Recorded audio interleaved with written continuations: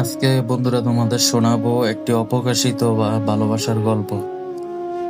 তো চলো শুরু করা যাক।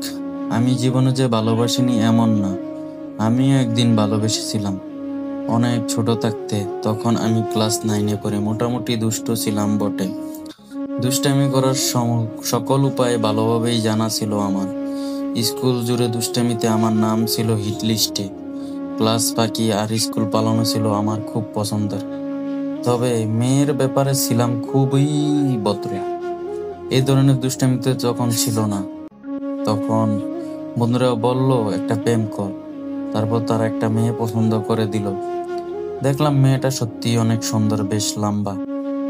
মেয়েটাকে আমি অনেক আগেই অনেকবার দেখেছি, কিন্তু এভাবে কোনোদিন ভাবিনি। সেদিন অনেক আনন্দ নিয়ে বাসায় ফিরলাম, দেখলাম সারাদিন শুধু মেয়েটাকেই নিয়ে ভাবছি। তখন থেকেই বুঝতে শুরু করলাম ভালোবাসা একটা কি।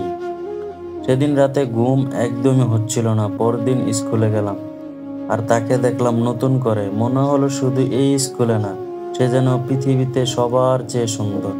সত্যিই ভালোবেসে ফেললাম তাকে। স্কুলে সবসময় তাকিয়ে থাকতাম তার দিকে।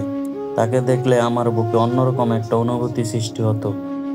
নিজের অজান্তেই মুখের কোণে অদ্ভুত একটা হাসি খেলে যেত। খুব ইচ্ছে হতো তাকে আলতো করে একটু ছুঁয়ে দিতে, কিন্তু তার মুখোমুখি হলে তার চোখের দিকে তাকাতে পারতাম না। মাথা নিচু করে ফেলতাম। আমার মনে আছে সেদিন থেকে আমি আর একদিন স্কুল কামাই করিনি। তখন মনে হতো শুক্রবারও ক্লাস হলে খুব ভালো হতো। দুষ্টামিতে একেবারে ছেড়েই দিয়েছিলাম। দুষ্টামিতে হিস্টলিস্টে থাকা ছেলেটি হঠাৎ এত ভদ্র হয়ে গেল, এটা নজর এড়ানোর কারোই ছিল না। ভালোবাসার কথা সরাসরি বলতে পারতাম না তাকে। অবশ্য আমার অবস্থা দেখে তার এক বিন্দু বুঝতে বাকি ছিল না। সে ব্যাপারে আমি নিশ্চিত ছিলাম। ব্যাপারটা বললাম ওর এক বান্ধবীর কাছে, যে আমার এলাকায় থাকে। ও শুনে হাসলো আর বলল শাকিলা সব জানে। সেদিন খুব লজ্জা পেয়েছিলাম আমি। ও দুঃখিত, মেয়েটির নাম ছিল শাকিলা। যেহেতু তখন মোবাইলের এত প্রচলন ছিল না, সেহেতু আমাদের ভিতর কথা আদান প্রদান করে দিত ওই বান্ধবী। এভাবে কেটে গেল কিছুদিন। হঠাৎ দেখলাম সে একদিন স্কুলে আসতে দেরি করছে। ভাবলাম এত দেরি করে স্কুলে আসে না। ওর বাসাটা ছিল স্কুলের পাশেই। চলে গেলাম ওদের বাসার পাশে। ওখানে দেখা হলো আমার এক বন্ধুর সাথে। জিজ্ঞেস করলাম, শাকিলাদের বাসা কোনটা রে?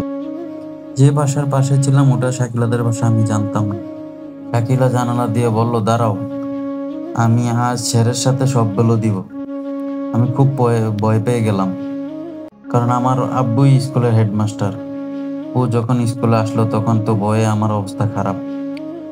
আমার অবস্থা দেখে সে হেসে ফেলল। সেদিন আর কিছুই বলল না। তাই নিজেকে আমি আর বেশি কন্ট্রোল রাখতে পারলাম না। সবাইকে বলে বেড়াতাম।